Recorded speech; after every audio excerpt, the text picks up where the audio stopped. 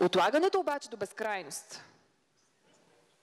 Защото, Никола, от 2005 сте, нали? Членове на статут на кандидат. Албания от 2014.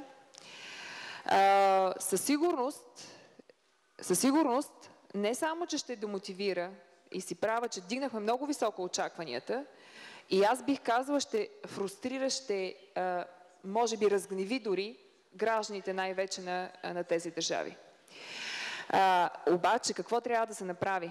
Работата наистина е преди всичко в не само да подготвим и да обясним защо е важно, но и работата е в държавите от страните от Западни Балкани. Те трябва да покажат, че могат да правят реформите, те трябва да покажат, че могат да решават проблемите си един с друг. Macedonia has lost a generation waiting, locked in this room at the station.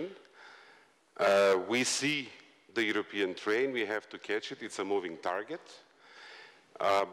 Maybe I'll make a point between this decades-old discussion deepening versus expanding, internal consolidation before we, but I think in terms of timing, these are not really conflicting tasks.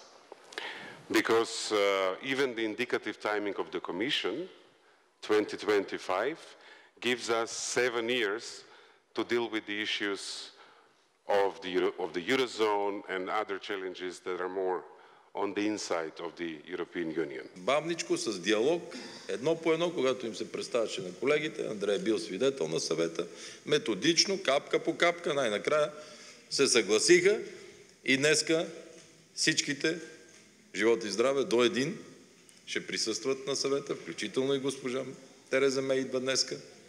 Утре имаме двустранни срещи, продължаваме, защото и Брекзит зацикля, не се развива така, както на всички ни си искат бързо. Истински се радвам и се надявам колегите Изаев и Ципрас най-сетне вече да приключиме този спор с името.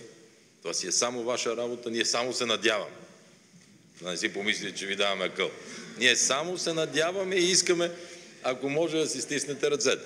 Помня как си стиснат ръцете и президента Тачи и президента Вучич трябва тук да покажат своето европейско лидерство, тъй като Скопие, помниш, отказаха да си стиснат ръцете.